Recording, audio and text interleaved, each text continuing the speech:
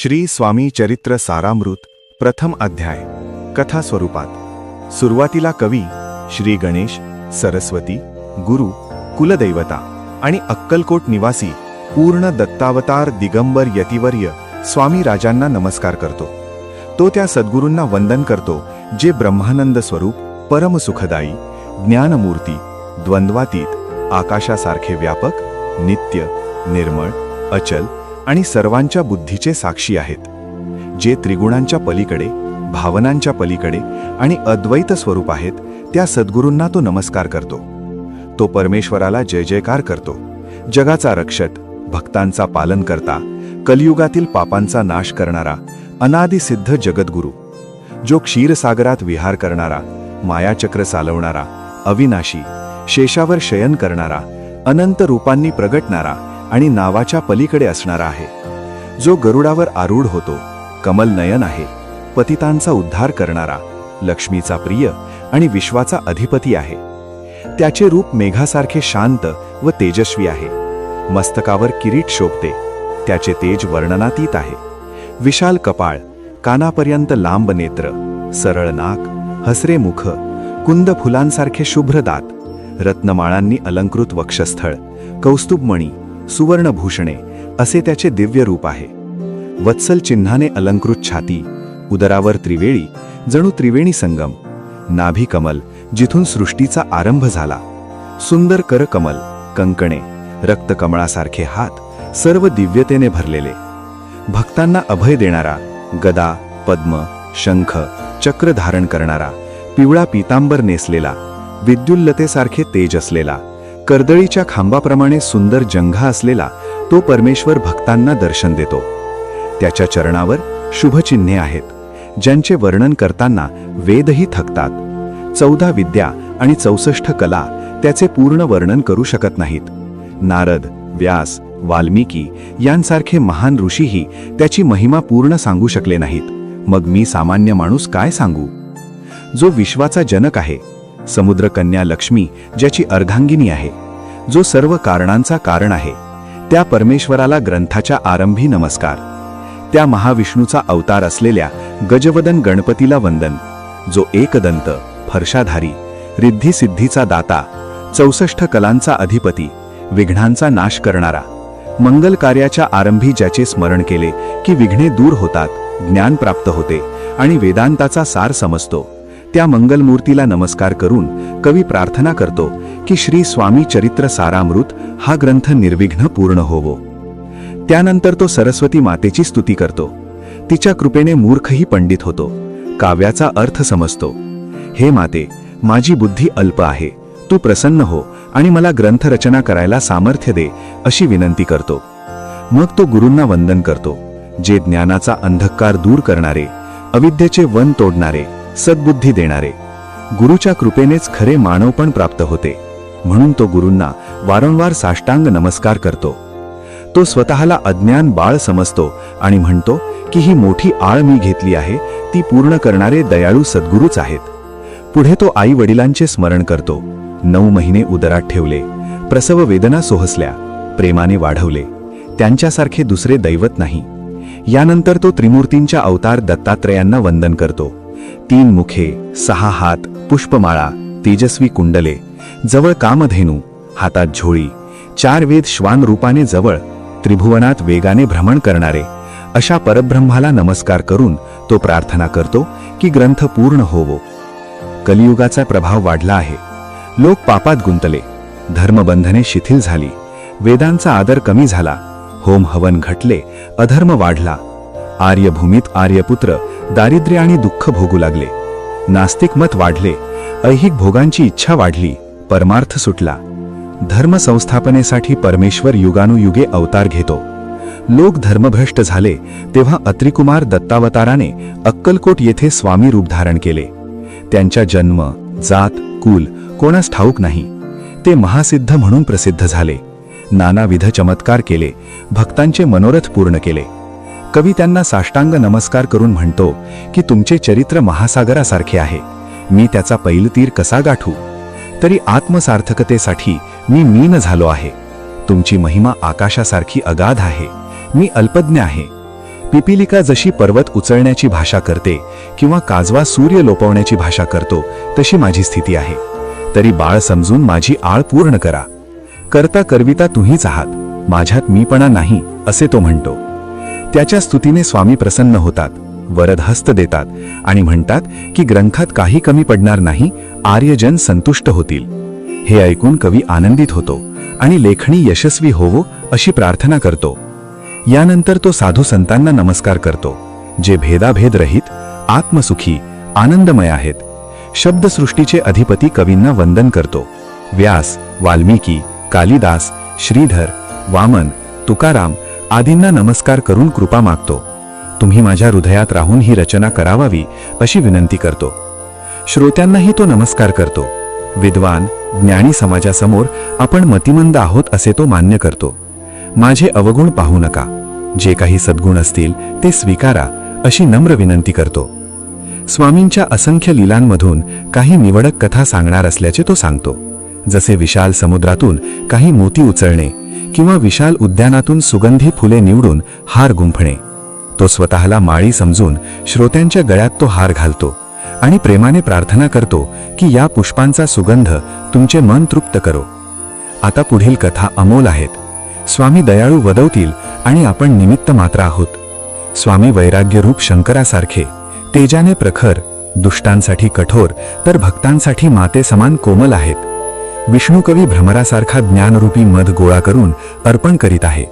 अशा रीतीने नाना प्राकृत कथांनी युक्त, भक्तांना प्रिय आणि गोड असा हा प्रथम अध्याय समाप्त होतो. सर्व काही श्री स्वामी चरणी अर्पण असो. सर्व मंगल होवो. श्री स्वामी चरित्र सारामृत द्वितीयोध्याय संपूर्ण कथा स्वरूपात. मंगलाचरणाने अध्यायाचा आरंभ होतो. श्री गणेशांना वंदन करून पुढील कथा सुरू होते. ज्यांनी कामना धरून स्वामींचे भजन केले त्यांचे मनोरथ पूर्ण होतात आणि जे निष्काम भावाने भजतात त्यांना कैवल्य प्राप्ती होते, असा या अध्यायाचा आरंभित सिद्धांत मांडला आहे. पूर्वी नृसिंह सरस्वती अवतरले होते. त्यांनी अगणित पापी जनांचा उद्धार केला आणि नंतर कर्दळी वनात गुप्त झाले अशी कथा गुरुचरित्रमध्ये वर्णिलेली आहे. परंतु लोकोद्धारासाठी पुन्हा प्रगट होणे आवश्यक झाले. अनेक स्थळांचा शोध घेत अखेरीस तेच यतिवर्य स्वामी म्हणून प्रगट झाले. स्वामींची जन्मपत्रिका एका भक्ताने पाहिली होती, पण तिच्याविषयी मनात शंका उत्पन्न झाली. कारण गुरुराज पूर्वी गुप्त झाले आणि आता स्वामी रूपाने प्रगट झाले, त्यामुळे त्यांचा कालखंड नेमका सांगता येत नव्हता. ते अनादिसिद्ध असल्यामुळे पत्रिकेचा प्रश्नच संपतो. ते मानवरूप धारण करून केवळ लोकोद्धारासाठी प्रगट झाले. अक्कलकोट येथे राचप्पा मोदी यांच्या घरी स्वामींची स्वारी बसली होती. भक्त मंडळी वेढा घालून उभी होती. त्यावेळी कलकत्त्याहून एक साहेब दर्शनासाठी आले. त्यांच्यासोबत एक पारशी गृहस्थही होता. त्यांच्या आगमनापूर्वीच स्वामींनी 3 खुर्च्या आणण्यास सांगितले. 2 खुर्च्यांवर त्या पाहुण्यांना बसवून तिसऱ्यावर स्वतः बसले. स्वामींचे तेज पाहून दोघेही चकित झाले. साहेबाने सहज विचारले, आपण कोठून आलात? स्वामी हसतमुखाने म्हणाले, आम्ही कर्दळी वनातून निघालो.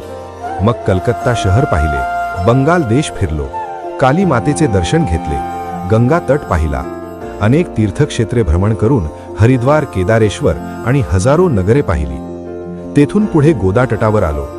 गोदावरीचे स्नान केले, अनेक पवित्र स्थळे पाहिली. काही दिवस हैदराबाद येथे राहिलो.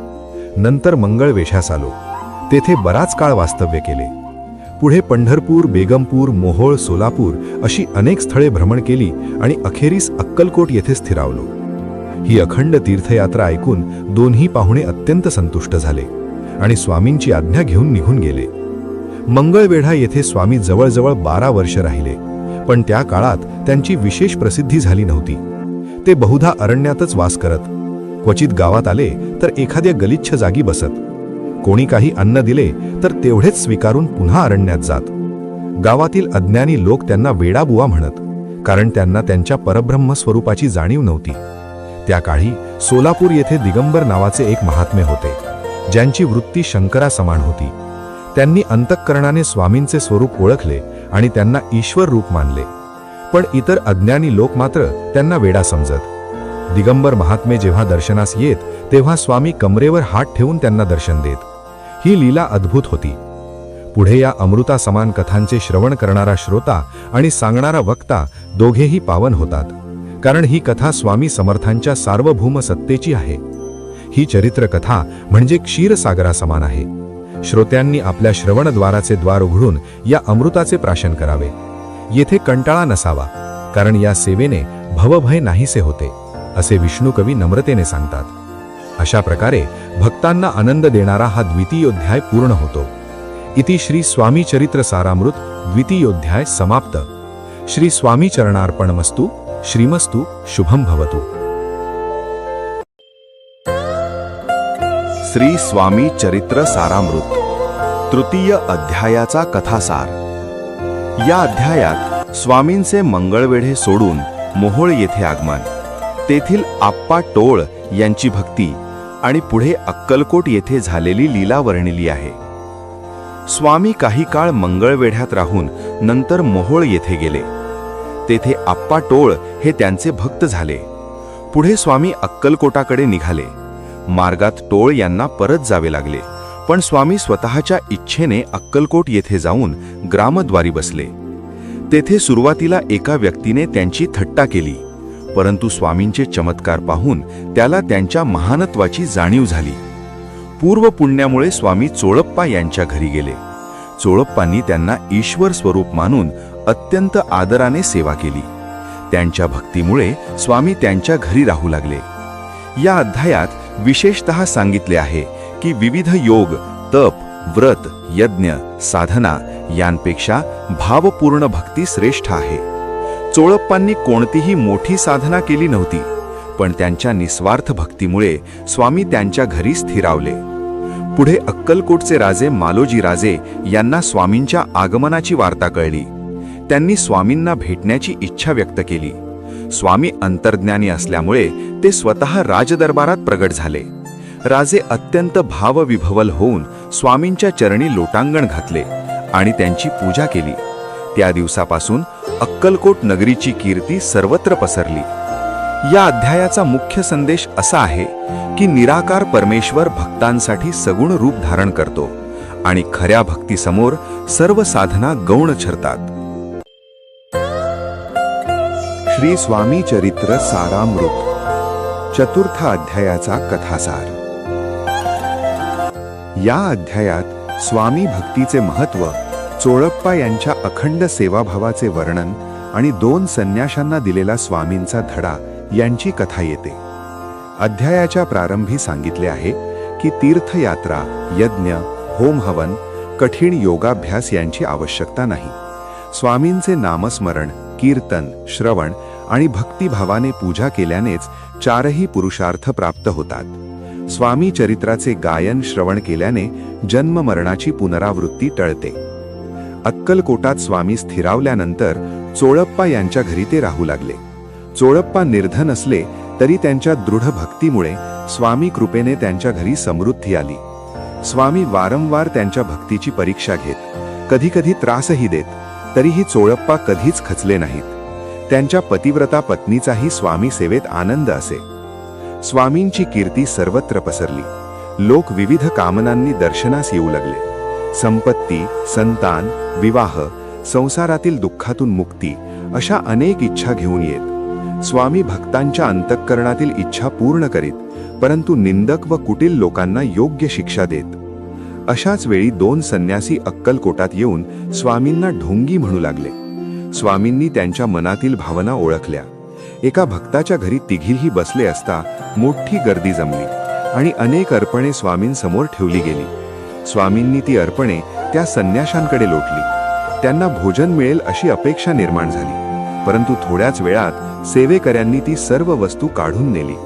त्या दिवशी स्वामींनीही अन्न स्पर्श केला नाही आणि ते दोघे संन्यासी उपाशीच राहिले. त्यांच्या अहंकाराला धक्का बसला आणि स्वामींचे सामर्थ्य त्यांना कळले. या अध्यायाचा मुख्य संदेश असा आहे की निष्पेक्ष भक्तीच श्रेष्ठ आहे. खऱ्या संतांचा महिमा अपार असून निंदकांना योग्य बोध मिळतो, तर भक्तांच्या इच्छा पूर्ण होतात. श्री स्वामी चरित्र सारामृत पंचम अध्यायाचा कथासार. या अध्यायात स्वामींच्या कीर्तीचा प्रसार, बडोद्याचे राजे मल्हारराव यांची इच्छा आणि चोळप्पांच्या मनातील झालेला डळमळ याचे वर्णन येते. अध्यायाच्या प्रारंभी स्वामींच्या स्मरणाची महती सांगितली आहे. त्यांच्या नामस्मरणाने पाप, ताप आणि दुःख नष्ट होतात. ज्यांचं पूर्वपुण्याचा साठा मोठा आहे त्यांनाच स्वामी दर्शन लाभते. अक्कलकोट येथे स्वामी दीर्घकाळ राहिल्यामुळे तेथील नगर वैकुंठा समान झाले आणि अनेक भक्त त्यांच्या चरणी जोडले गेले. स्वामींची कीर्ती चहूकडे पसरली. राजे, रजवाडे, सरदार, मानकरी सर्वजण दर्शनासाठी येऊ लागले. काही राजांना स्वामींना आपल्या राज्यात नेण्याची इच्छा झाली. त्यावेळी बडोद्याचे राज्यकर्ते मल्हारराव यांच्या मनातही अशीच इच्छा उत्पन्न झाली. त्यांनी दरबारात जाहीर केले की जो कोणी स्वामींना बडोद्याला आणेल त्याला मोठे इनाम आणि सन्मान दिला जाईल. तात्यासाहेब नावाच्या एका चतुर सरदाराने हे काम स्वीकारले. मोठ्या दिमाखात धनसंपत्ती व सेवकांसह ते अक्कलकोटात आले. तेथे स्वामींचे दिव्य स्वरूप, अक्कलकोटच्या राजांची भक्ती, राजघराण्यातील स्त्रियांची सेवा आणि सर्व नगरवासियांचा अखंड भाव पाहून तात्यासाहेब विचारात पडले. अशा भक्तिमय स्थानीहून स्वामींना कसे नेणार? तरीही प्रयत्न म्हणून त्यांनी विविध उपाय केले. दानधर्म, ब्राह्मण भोजन, पूजेसाठी द्रव्य अर्पण इत्यादी. परंतु स्वामींना हलविण्याचा हेतू साध्य झाला नाही. शेवटी त्यांनी चोळप्पांना एकांतात गाठले आणि जहागीर, मान सन्मान व धन यांचे आमिष दाखवून स्वामींना बडोद्याला आणण्याची विनंती केली. क्षणभर चोळप्पांच्या मनात लोभाची भावना निर्माण झाली. त्यांनी स्वामींना विनंती केली की बडोद्याला जावे, तेथे सन्मान आणि संपत्ती मिळेल. स्वामी मात्र हसून म्हणाले की मल्हाररावांच्या अंतःकरणात खरी भक्ती नाही, मग तेथे जाण्याचे कारण काय? या अध्यायाचा मुख्य संदेश असा आहे की संतांना धन, मान, सत्तेचे आकर्षण नसते. त्यांना केवळ शुद्ध भक्ती महत्वाची असते. लोभामुळे भक्ताचे मन क्षणभर डळमळू शकते, परंतु संत अंतर्ज्ञानी असतात आणि योग्य मार्ग दाखवितात. श्री स्वामी चरित्र सारामृत, 6 अध्यायाचा कथासार. या अध्यायात बडोद्याचे राजे मल्हारराव यांनी स्वामींना अक्कलकोटातून नेण्याचे केलेले निष्फळ प्रयत्न आणि स्वामींचे अंतर्ज्ञान व सामर्थ्य यांचे प्रभावी वर्णन येते. मागील अध्यायात चोळप्पांनी स्वामींना बडोद्याला जाण्याची विनंती केली होती, परंतु स्वामींनी स्पष्ट सांगितले की मल्हाररावांच्या अंतःकरणात खरी भक्ती नाही, म्हणून तेथे जाणे योग्य नाही. हे ऐकून चोळप्पा खिन्न झाले आणि तात्यासाहेबांनाही निराशा वाटली. तात्यासाहेबांनी अनेक उपाय केले, अनुष्ठान, दानधर्म, ब्राह्मण बसवून गुरुचरित्र पारायण इत्यादी, पण स्वामी कधीच त्यांच्या वाड्यात गेले नाहीत. शेवटी त्यांनी कपटयुक्ती करून स्वामींना मेण्यात बसवून अक्कलकोटाबाहेर नेण्याचा प्रयत्न केला. मात्र स्वामी अंतर्ज्ञानी असल्याने ते मध्येच उतरून पुन्हा अक्कलकोटात परतले. अनेक प्रयत्न करूनही कार्य साध्य झाले नाही आणि तात्यासाहेब निराश होऊन परत बडोद्याला गेले. यानंतरही मल्हाररावांनी प्रयत्न सोडले नाहीत. एका मराठा उमरावाला यशवंतराव यांना मोठ्या दिमाखात दागिने, वस्त्रे व धन देऊन स्वामींना आणण्यासाठी पाठविले. त्या उमरावाने स्वामींसमोर सुवर्ण ताटात अलंकार अर्पण केले. हे पाहून स्वामींना तीव्र क्रोध आला. त्यांनी याच्या पायात बेडी ठोका असे उद्गार काढले. थोड्याच दिवसात बडोद्याहून हुकूम आला आणि त्या उमरावावर गुन्ह्याचा आळ येऊन त्याच्या हातपायात खरोखरच बेड्या पडल्या. अशा रीतीने स्वामींचे वचन सत्य ठरले आणि त्यांच्या दिव्य सामर्थ्याची ख्याती सर्वत्र पसरली. या अध्यायाचा मुख्य संदेश असा आहे: संतांना कपट, दांभिक साधना किंवा धनलोभाने वश करता येत नाही. खरी भक्तीच त्यांच्या कृपेचा मार्ग आहे. स्वामींची कृपा ज्याच्यावर असते तो सुखी होतो आणि अवकृपा ज्याच्यावर होते त्याला दुःख भोगावे लागते.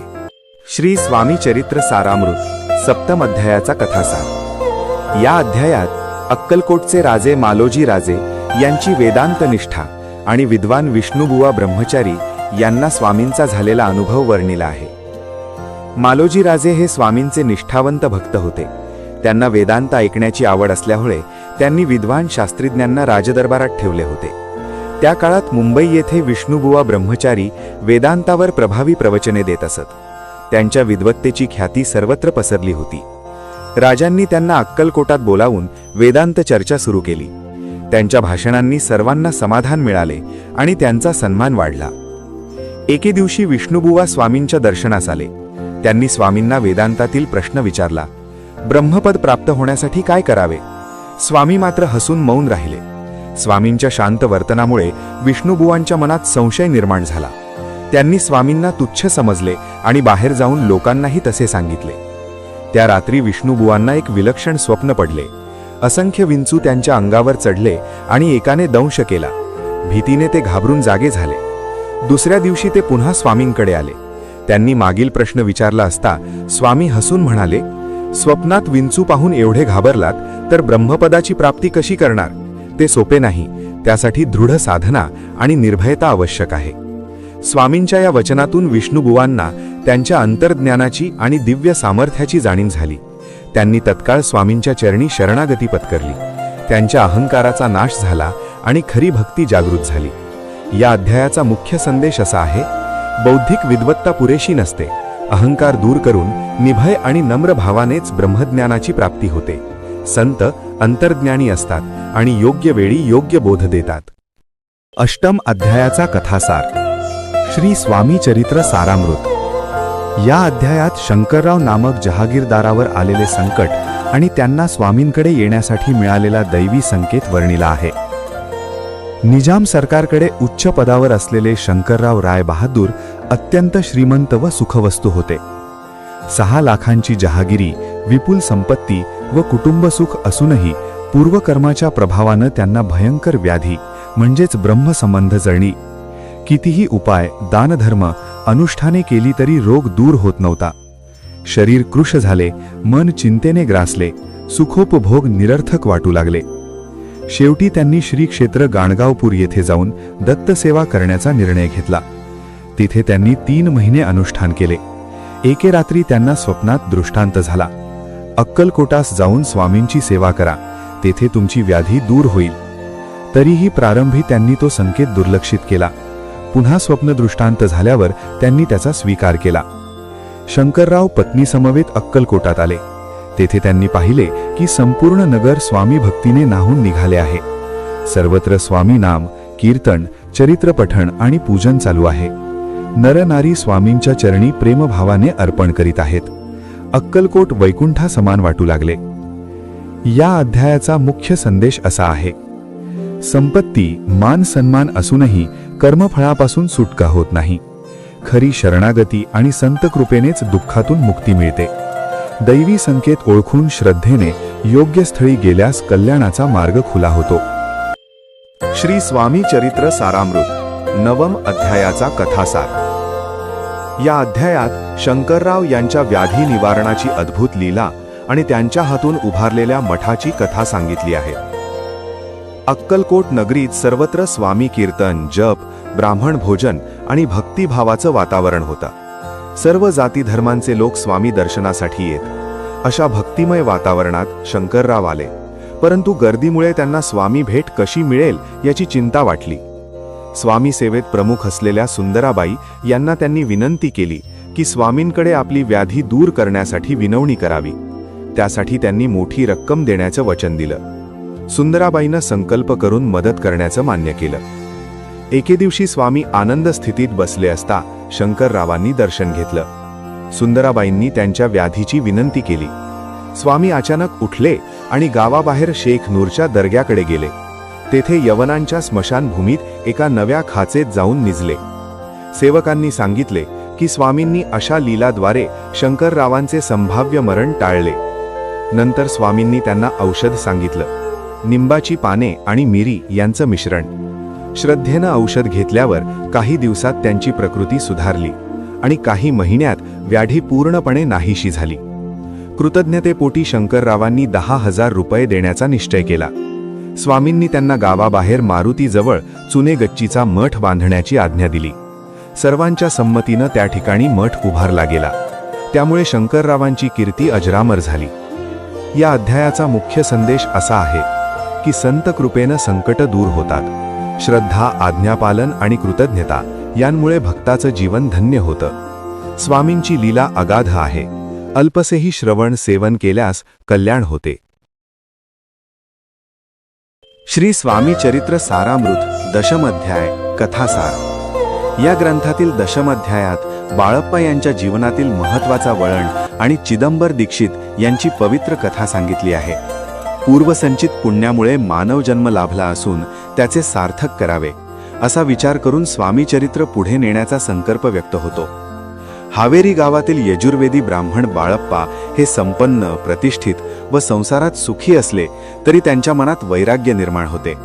संसारात खरे समाधान नाही, सद्गुरूंची भेट व्हावी अशी तीव्र इच्छा त्यांच्या मनात जागृत होते. सलग 3 दिवस पडलेल्या शुभ स्वप्नांमुळे ते घरदार सोडून सद्गुरूंच्या शोधार्थ निघतात.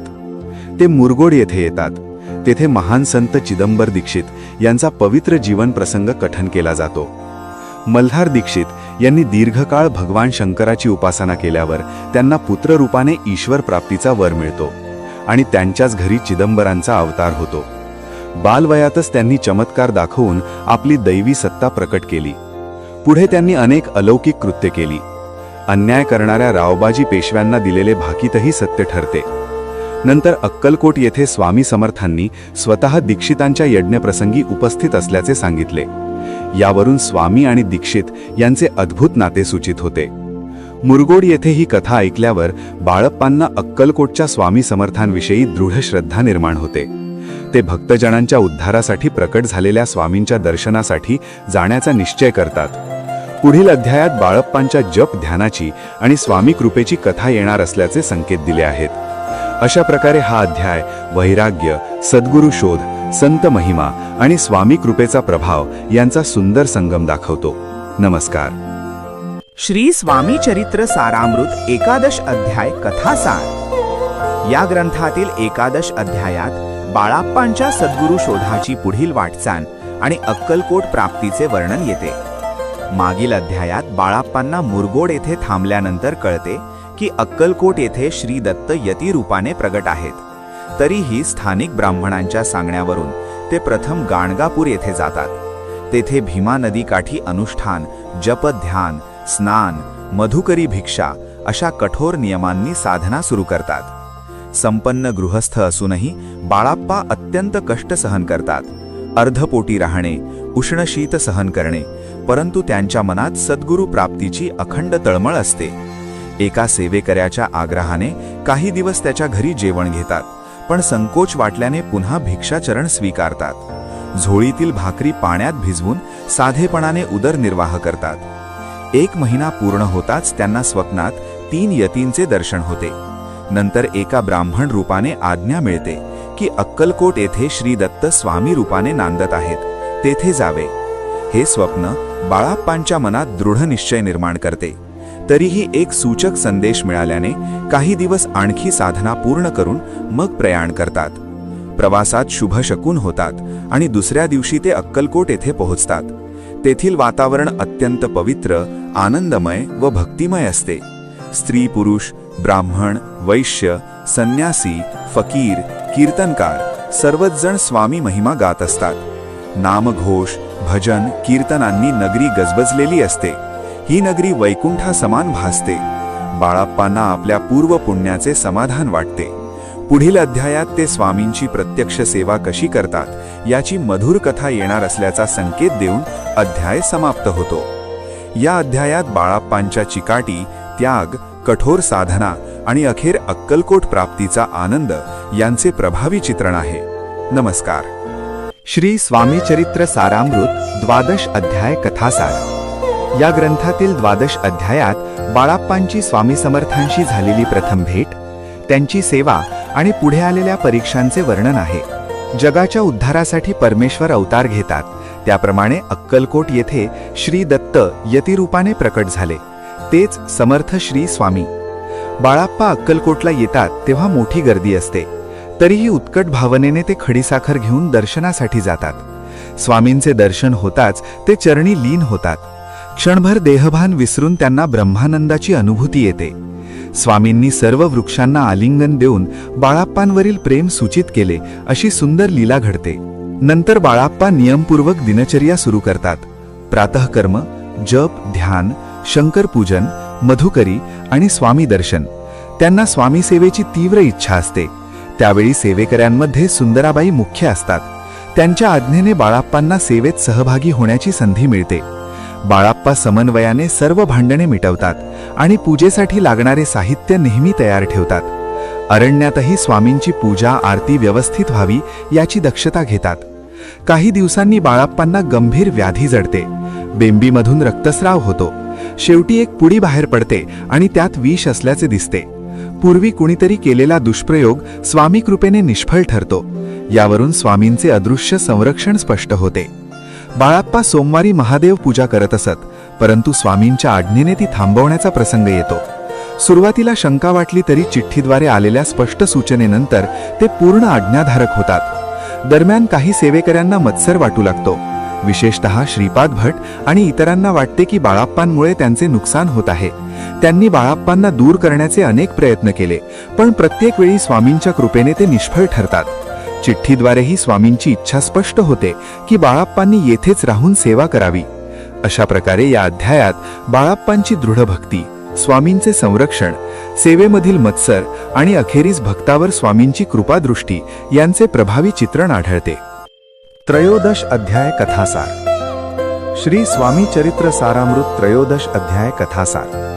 या ग्रंथातील त्रयोदश अध्यायात बाळाप्पांची निष्ठा अधिक दृढ होत जाते. तसेच सेवेकऱ्यांतील मत्सर, चोळाप्पाचा प्रसंग आणि सुंदराबाईचा अंत यांचे वर्णन येते. द्वादश अध्यायाच्या शेवटी श्रीपाद भटांनी केलेली कपट योजना निष्फळ ठरते. त्यामुळे चोळाप्पा खिन्न होतो, कारण स्वामींची विशेष कृपा बाळाप्पांवर असल्याचे स्पष्ट होते. बाळाप्पा मात्र एकनिष्ठ भावाने स्वामी सेवा रात्रंदिवस करीत राहतात. स्वयंपाक करण्यास संकोच वाटल्यावर स्वामी त्यांना सूचित करतात की गुरुसमोर लाज बाळगू नये. हळूहळू त्यांचे मन पूर्णपणे स्वामीमय होते. सुंदराबाई सेवेकऱ्यांमध्ये प्रमुख असतात. त्यांचा स्वभाव कठोर व गर्विष्ठ असतो. एका प्रसंगी बाळाप्पांनी मध्यरात्री स्वामींना बाहेर नेल्यामुळे त्यांना मत्सर वाटतो आणि त्या बाळाप्पांना त्रास देऊ लागतात. दरम्यान चोळाप्पावर द्रव्य लोभ वाढल्याचे दिसते. दिवाळीच्या वेळी एका भक्ताने अर्पण केलेला चंद्रहार कोणाकडे आहे यावरून वाद निर्माण होतो. या घटनेमुळे राजदरबारात नाराजी निर्माण होते आणि चोळाप्पाला सेवेतून दूर केले जाते. एकदा स्वामींनी स्वतः झोळी घेऊन अल्लख म्हणत भिक्षा मागितली. क्षणात 100हून अधिक रुपये जमा झाले आणि ते चोळाप्पाला देऊन त्याचे ऋण फिटल्याचे सांगितले. यावरून स्वामींची अद्भुत लीला आणि त्यांच्या इच्छेप्रमाणे होणारे परिवर्तन दिसते. नंतर सुंदराबाई अधिक द्रव्य संग्रह करू लागतात. त्यांच्या कृत्यांची माहिती दरबारात पोहोचते. शेवटी कारभारी माधवराव बर्वी यांच्या हस्ते त्यांना अटक होते आणि त्या सेवेतून दूर होतात. पुढे स्वामी सेवेची व्यवस्था सरकारतर्फे नीट लावली जाते. बाळाप्पांना पगार देण्याची ऑफर केली जाते, पण ते निर्लोभी भावाने नकार देतात. त्यांचा जप पूर्ण झाल्यावर स्वामींनी विधीपूर्वक उद्यापन घडवून आणले. त्यांनी सुमारे 1 तप म्हणजे 12 वर्षे अखंड सेवा केली. अक्कलकोट येथे ते आजन्म राहून श्रीपादुकांची पूजा करीत राहिले. या अध्यायातून दृढ निश्चय, निष्काम सेवा आणि सद्भक्तीचे महत्त्व स्पष्ट होते. दिखाऊ भक्तीवर कृपा होत नाही, पण सच्चा निस्वार्थ भावावर स्वामी कृपा अवश्य होते, हा या अध्यायाचा मुख्य संदेश आहे. धन्यवाद. अध्याय 14वा. कथास्वरूप अर्थ. एक भक्त नम्रपणे मंगलाचरण करून सुरुवात करतो. तो म्हणतो, हे करुणाघन, पापांचा नाश करणारे जगाचे गुरु, दीनांचे बंधू असलेले स्वामी, तुमचा जय जयकार असो. तुमच्या कृपेने आत्तापर्यंत 13 अध्यायांमध्ये तुमचे पवित्र चरित्र सांगितले गेले. आता पुढे भक्तीचा मार्ग सांगावा अशी विनंती आहे. भक्त नम्रपणे म्हणतो, माझी बुद्धी अल्प आहे, पण श्रोत्यांनी विचारले म्हणून मी सांगत आहे. खरी भक्ती कशी करावी हे मी पूर्ण जाणत नाही, तरी स्वामींच्या कृपेने जे कळते ते सांगतो. भक्तीची सुरुवात कशी करावी तो सांगतो. भक्ताने पहाटे उठून प्रथम नामस्मरण करावे. मन शुद्ध करून अंतःकरणात स्वामींचे चरण द्यावेत. सकाळची कामे आटोपून शांतपणे आसनावर बसावे. भक्तिभावाने नियमपूर्वक पूजन करावे. मन एकाग्र करून स्वच्छ स्नान करावे. चंदन फुले अर्पण करावी. धूप दीप नैवेद्य फळे तांबूल दक्षिणा अशा वस्तू श्रद्धेने अर्पाव्यात. षोडशोपचार पूजन करून आरती करावी आणि नमस्कार करावा. दोन्ही हात जोडून स्वामींसमोर उभे राहावे आणि नाममंत्र म्हणत प्रार्थना करावी. स्वामींचे स्वरूप. भक्ताच्या ध्यानात स्वामींची भव्य मूर्ती उभी राहते. लांब बाहू, प्रसन्न हास्य, भगवी वस्त्रे, तेजस्वी व मोहक रूप. तो स्तुती करतो, हे पापांचा नाश करणारे परमात्मरूप, कैवल्यधाम, ब्रह्मानंद स्वरूप यतिवर्य, हे पुराण पुरुष, सर्व लोकांचे अधिपती, अनंत ब्रह्मांडांचे स्वामी, वेदांनी वंदन केलेले जगद्गुरु, हे करुणामय, सर्वांचे साक्षी, भक्तांना तारण्यासाठी अनेक रूपे धारण करणारे. सर्वत्र स्वामीच. भक्त पुढे म्हणतो, तूच अग्नी, तूच वायू, तूच आकाश, तूच जीवन, पृथ्वी, चंद्र, सूर्य, सर्व तूच आहेस.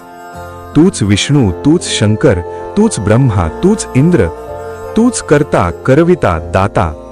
जंगम स्थावर सर्व विश्वात तूच व्यापलेला आहेस. निर्गुण असूनही सगुण रूप धारण करतोस. ज्ञाता आणि ज्ञान दोन्ही तूच आहेस. वेद आणि शास्त्रेही तुझे पूर्ण वर्णन करू शकत नाहीत. विष्णू शंकर सुद्धा तुझ्या महिमेसमोर नतमस्तक होतात.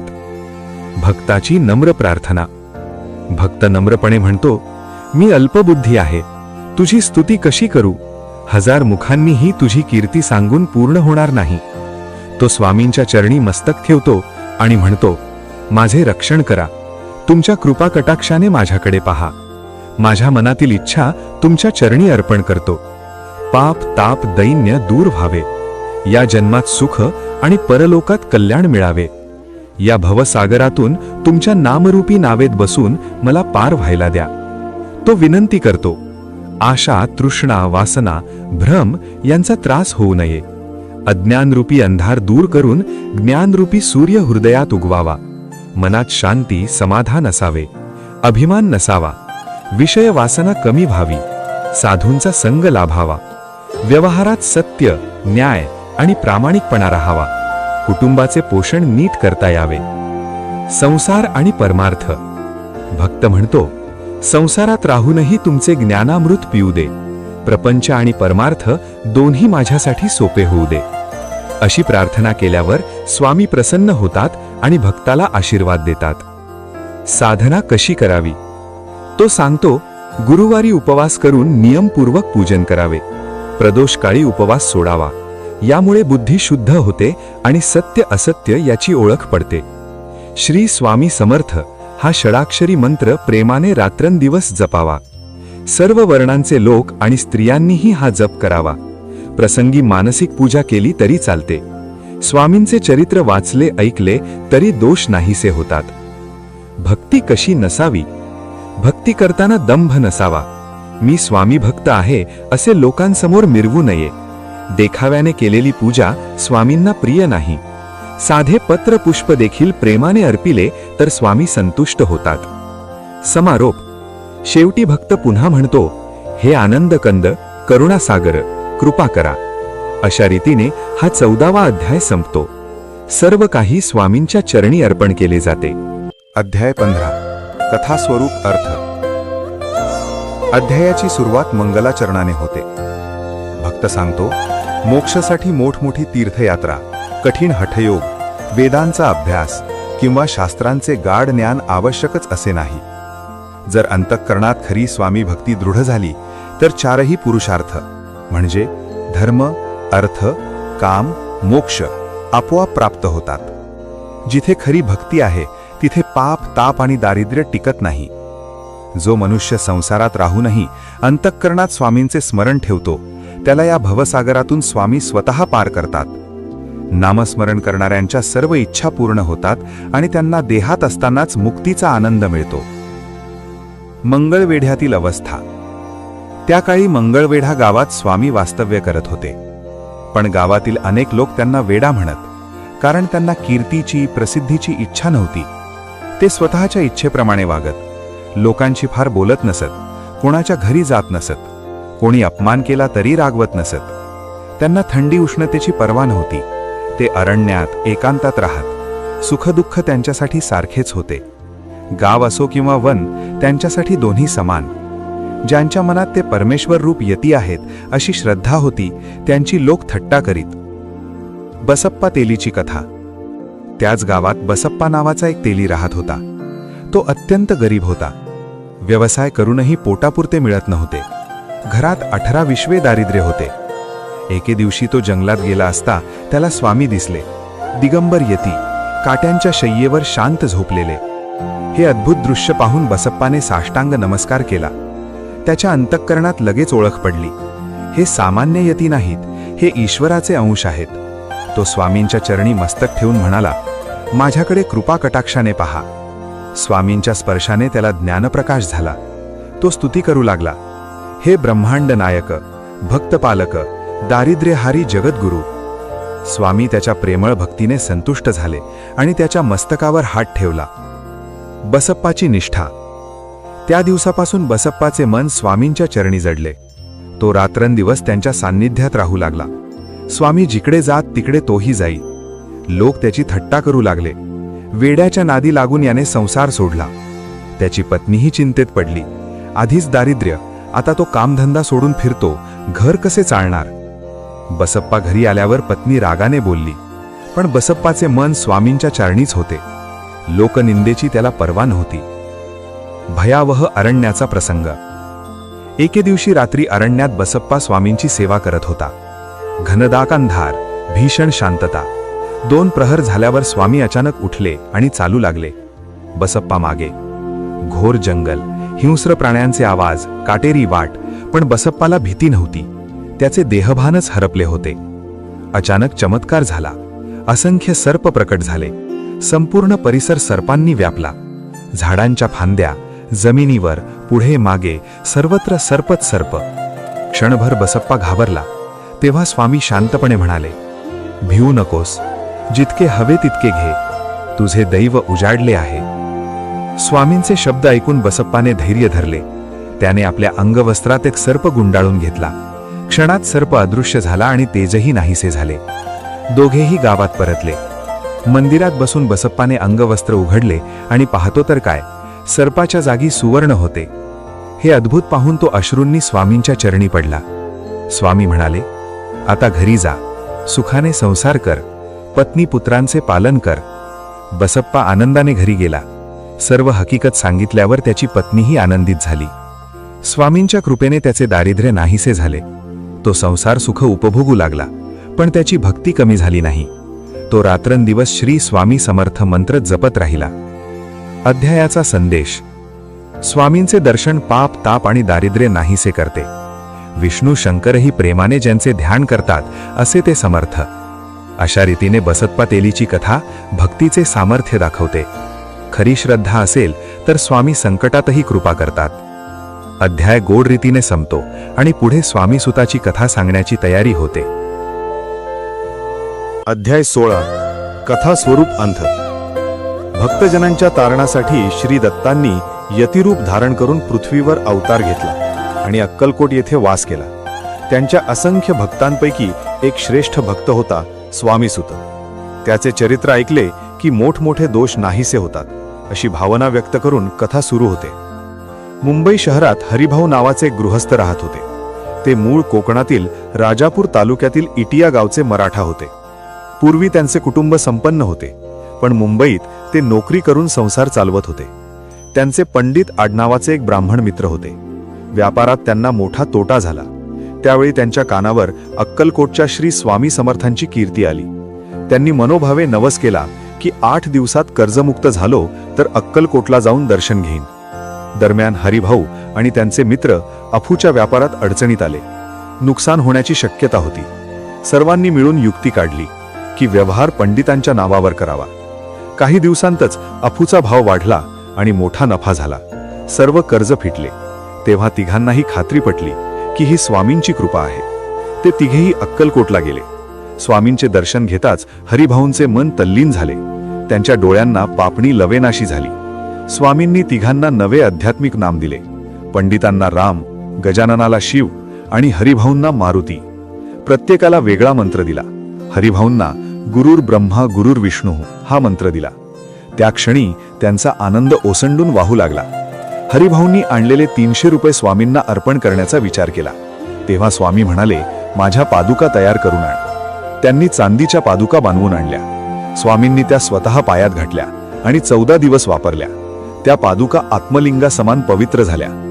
एके दिवशी हरिभाऊ स्वामींच्या चरणी मस्तक ठेवून बसले असता स्वामींनी त्यांना मांडीवर घेतले, डोक्यावर वरदहस्त ठेवला आणि म्हणाले, तू माझा सुत झालास, आता भगवे वस्त्र धारण कर, संसार सोड, समुद्र किनारी जाऊन माझा यशध्वज फडकव, लोकांना भजन मार्गी लाव, लोभ मोह मनात ठेवू नकोस. असे म्हणून त्यांनी कफनी, झोळी आणि त्या आत्मलिंग पादुका त्यांच्या हाती दिल्या. हरिभाऊ मुंबईला परतले. त्यांच्या मनात आता संसारात रमत नव्हते. ते सर्व वस्तू वाटू लागले. पत्नी तारा अत्यंत व्याकुळ झाली. ती रडून म्हणाली की हे काय करत आहात? संसार लुटवून आम्हाला उपाशी मारणार का? लोक निंदा करतील. वृद्धपणी मोक्ष साधना करावी, तरुणपणी संसार सोडणे योग्य नाही. माझा सांभाळ कोण करणार? तिच्या मनात संसाराची आसक्ती आणि भविष्यातील भीती दाटून आली होती. परंतु हरिभाऊंचा निश्चय अढळ होता. त्यांनी पत्नीचे दागिनेही वाटले आणि तिला साधे वस्त्र परिधान करायला सांगितले. आत्मलिंग पादुका मठात स्थापल्या. कामाठीपुऱ्यात त्यांनी मठ स्थापन केला आणि गोसावी बनून राहू लागले. लोकांनी निंदा केली, दोष दिले, पण ते विचलित झाले नाहीत. गुरु आज्ञा त्यांच्यासाठी सर्वस्व होती. सद्गुरूंच्या कृपेने त्यांना आत्मज्ञान प्राप्त झाले. त्यांच्या मनातील षडविकार नाहीसे झाले. जगात अनेक गुरु असतात, मंत्र देतात, पण खरा गुरु तोच जो स्पर्शाने शिष्याला दिव्य ज्ञान देतो आणि भवसागरातून तारतो. स्वामींच्या कृपेने स्वामीसुतांचे भवदुःख नाहीसे झाले. पूर्वजन्मीच्या तपाचे फळ म्हणून त्यांना सद्गुरूंचा लाभ झाला आणि त्यांनी वैराग्याचा मार्ग स्वीकारला. अशा रीतीने हा अध्याय स्वामीसुतांच्या दृढ श्रद्धा, वैराग्य आणि गुरुभक्तीचा आदर्श दाखवतो आणि कथा प्रेमाने समाप्त होते. नमस्कार. अध्याय 17. कथा स्वरूप अर्थ. मागील अध्यायात स्वामीसुतांनी मुंबईत मठ स्थापन केला आणि संपूर्ण वैराग्य स्वीकारले होते. त्यांनी षडविकार जिंकले, संसाराचा त्याग केला आणि रात्रंदिवस स्वामी भजनात तल्लीन राहू लागले. त्यांच्या मनात स्वात्मसुखाची अखंड अनुभूती होती. स्वामी नामाचे भजन, स्वामींच्या चरित्राचे कीर्तन याशिवाय त्यांना दुसरा कोणताही व्यवसाय ठाऊक नव्हता. लोक त्यांच्या गोसाव्या वेशाकडे पाहून हसत, पण त्यांच्या अंतःकरणात पूर्ण विरक्ती बांधली होती. निंदा स्तुती त्यांना सारखीच वाटे.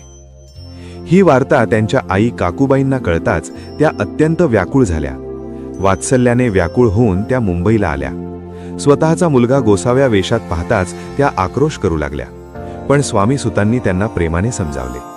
तुझ्या उदरी जन्मलो, पण सद्गुरूंच्या चरणी शरण गेलो आणि जन्म मरणाचा फेर चुकवला. तू धन्य आहेस. तरीही आईला हे शब्द रुचले नाहीत. तिला म्हटले, मुलाला काही बाधा झाली आहे.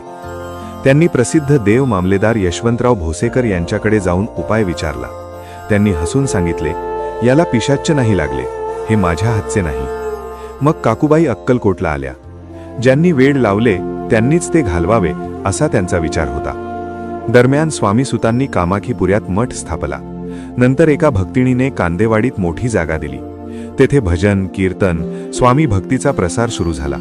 अनेक हिंदू, पारशी त्यांच्या उपदेशाने प्रभावित झाले. काही सज्जन शिष्य झाले, तर काही कुटील लोक निंदा करू लागले. पण स्वामीसूत शांतपणे सर्वांना उपदेश देत राहिले. मुंबईत प्रथमच स्वामी जयंती मोठ्या उत्साहात साजरी झाली. नगरकर, नाना रेखी यांसारखे सज्जन त्यांच्या संपर्कात आले. पुढे रेखीबुवांनी स्वामींची पत्रिका घेऊन अक्कलकोटला जाऊन अर्पण केली. तेव्हा स्वामींनी आनंदाने नगारा वाजवण्याची आज्ञा दिली. स्वामीसूत अक्कलकोटला जाऊन प्रेमाने भजन कीर्तन करू लागले. लोकलज्जा त्यांनी सोडली होती. प्रेमानंदात ते नाचत. एकदा राजवाड्यात स्वामींचे दर्शन मिळत नसल्याने त्यांनी 3 दिवस उपवास केला. मग वाड्यासमोर उभे राहून करुण रसाने भरलेले भजन सुरू केले. राणीने ते ऐकून त्यांना आत बोलावले. स्वामींचे दर्शन होताच ते धावत जाऊन चरणी लोटांगण घातले. नयनाश्रूंनी चरण धुतले. जणू हरवलेले बाळ आईला भेटावे तसा आनंद झाला. स्वामींनीही त्यांना प्रेमाने उचलून घेतले. सर्वांमध्ये असंख्य सेवेकरी होते, पण स्वामींची विशेष प्रीती स्वामीसुतांवर होती. हे पाहून काही दुर्जनांच्या मनात द्वेष निर्माण झाला. एके दिवशी स्वामींसमोर स्वामीसूत खडावा घालून भजनात नाचत होते. दुर्जनांनी स्वामींना सांगितले की हे आपण बसलेले असताना खडावा घालून नाचतात, हा अपमान आहे. स्वामींनी त्यावेळी खडावा काढून मग नाचा अशी आज्ञा केली. काही लोकांनी पुढे होऊन त्यांचे खडावे काढले. हा अपमान स्वामीसुतांच्या अंतःकरणाला जखम करून गेला. त्यांना ती वेदना सहन झाली नाही. ते त्वरित तेथून निघून मुंबईला परतले. आयुष्यात पुन्हा अक्कलकोटला गेले नाहीत. त्या अपमानाचे दुःख त्यांच्या मनात खोलवर सलत राहिले. ते दिवसेंदिवस क्षीण होत गेले आणि शेवटी आजारी पडले. हा समाचार अक्कलकोटला पोहोचला. स्वामींनी वारंवार त्यांना बोलवण्याचा प्रयत्न केला, पण ते आले नाहीत. अखेरीस श्रावण शुद्ध प्रतिपदेला त्यांनी देह ठेवला. मुंबईतील शिष्य शोकसागरात बुडाले. त्या दिवशी अक्कलकोटमध्ये स्वामींचे वर्तनही विलक्षण होते. त्यांनी गंध लावला नाही, भोजन केले नाही, कोणाशी बोलले नाहीत आणि रडू लागले. तेवढ्यात मुंबईहून तार आली. स्वामी सुतांचे निधन झाले होते. काकूबाईंना ही वार्ता कळताच त्या व्याकुळ झाल्या. त्या अक्कलकोटला येऊन स्वामींना विचारू लागल्या, भक्त असूनही अकाली मरण का? तेव्हा स्वामी म्हणाले, आमच्या आज्ञेचे उल्लंघन झाले, काळाला संधी मिळाली. तरीही त्यांनी आईचे समाधान केले. त्यांनी नरजन्म सार्थक केला. एकनिष्ठ भक्तीने परमपद प्राप्त केले. उच्च नीच असा भेद भगवंत करत नाही. ज्याची जशी भक्ती त्याचे तसे स्थान. स्वामीसुतांनी भवसागर तरला. त्यांची कीर्ती अमर झाली. अध्यायाच्या शेवटी प्रश्न उभा राहतो, त्यांच्या गादीवर अधिकारी कोण? पुढील अध्यायात त्याची कथा येणार आहे. धन्यवाद. अध्याय 18 सलग कथा स्वरूपात. स्वामी सुतांनी देह ठेवला तेव्हा त्यांच्या गादीवर अधिकारी कोण नेमावा हा प्रश्न सेवेकरांना पडला. त्यांनी समर्थांना विचारले. तेव्हा समर्थ म्हणाले की सध्या सेवेकरांमध्ये कोणी योग्य दिसत नाही. योग्य वेळ आल्यावर आम्हीच गादीवर अधिकारी नेमू. ते वारंवार मोर कांखरा असे उच्चार करीत. तसेच आमची पाऱ्याची वीट जपून ठेवा असे काकूबाईंना सांगत. या वचनांचा नेमका अर्थ कोणालाच कळेना. स्वामीसुतांचा भाऊ बादा कोकणात राहत होता. स्वामीसुतांच्या निधनाची वार्ता त्याला कळली. तो अज्ञान अवस्थेत होता आणि शरीरानेही अशक्त झाला होता. काकूबाईंनी त्याला जवळ बोलावले व एके दिवशी समर्थांसमोर आणले. त्यांनी विनंती केली की दादाला अमृतदृष्टीने पाहून निरोगी करावे. समर्थांनी सांगितले की त्याला 4 वेळा जेवू घाला, तो बरा होईल. तसे केल्यावर दादा पूर्णपणे निरोगी झाला. दरम्यान केसगाव येथे एका भक्ताने मोठ्या खर्चाने मठ बांधला होता. तेथे पादुका स्थापनासाठी अक्कलकोटला येऊन त्यांनी काकूबाईंना विनंती केली की दादाला आमच्याबरोबर पाठवा. काकूबाईंना काळजी वाटत होती, पण समर्थांनी आज्ञा दिली म्हणून दादा केसगावला गेला. पादुका स्थापन झाल्यावर तो परतला. नंतर सेवेकरांनी दादाला मुंबईला नेऊन गादीवर बसविण्याची तयारी केली. ब्रह्मचारी बुवांनी त्याला उपदेश केला की गोसावी होऊन स्वामीसुतांची गादी चालवावी, कफनी झोळी स्वीकारावी. पण दादाला सुरुवातीला हे मान्य नव्हते. शेवटी त्याला अक्कलकोटला समर्थांच्या सन्निधान आणले. तेथे दादा तंबुरी घेऊन भजन करू लागला. त्यावेळी समर्थांनी भुजंगाला आज्ञा केली की माझ्या पादुका दादाच्या मस्तकावर ठेवा. सेवेकरांनी तसे केले. त्या क्षणी दादाच्या अंतःकरणात परिवर्तन झाले. अज्ञान नाहीसे झाले. ज्ञानप्रकाश प्रगट झाला. तो देहभान विसरून भजनात तल्लीन झाला. गुरुच्या पादुका स्पर्शाने त्याला आत्मबोध प्राप्त झाला. हे पाहून काकूबाई घाबरल्या. त्यांनी समर्थांना उलटसुलट बोलले की एक मुलगा गोसावी केला तो गेला, आता दुसऱ्यालाही तसेच करणार काय? हे ऐकून समर्थांना क्रोध आला, पण त्यांनी त्याकडे लक्ष न देता दादाला कफनी झोळी देऊन गोसावी केले. दुसऱ्या दिवशी त्याला भिक्षेला पाठवले. हे पाहून काकूबाई फार दुःखी झाल्या. त्यांनी रडत विनवण्या केल्या. समर्थांनी दादाला सांगितले की प्रथम आपल्या आईकडेच भिक्षा माग. दादा आईजवळ गेला. काकूबाईंनी त्याला संसारात राहण्याचा सल्ला दिला, पण दादाने सांगितले की ऐहिक सुखे क्षणभंगूर आहेत, मला स्वामी भजनातच राहायचे आहे. हे ऐकून आईचे मन उदास झाले, पण दादा ठाम राहिला. काही दिवसांनी दादा मुंबईला गेला आणि स्वामीसुतांच्या गादीवर बसून संस्थेचे कार्य चालवू लागला. पुढे तेथेच त्यांचे वास्तव्य राहिले, तर काकूबाई अक्कलकोटला आनंदाने राहू लागल्या. अशा प्रकारे दोन्ही बंधूंनी स्वामी कार्य पुढे नेले. स्वामीसूत जसे श्रेष्ठ भक्त होते, तसेच दादाबुवा देखील गुरुकृपेने सिद्ध झाले. त्यांच्या माध्यमातून स्वामी महिमा अधिकाधिक वाढत गेला. कलियुगात दिवसेंदिवस स्वामींचा महिमा वाढत राहील असा विश्वास ठेवावा, असा संदेश या अध्यायात दिला आहे.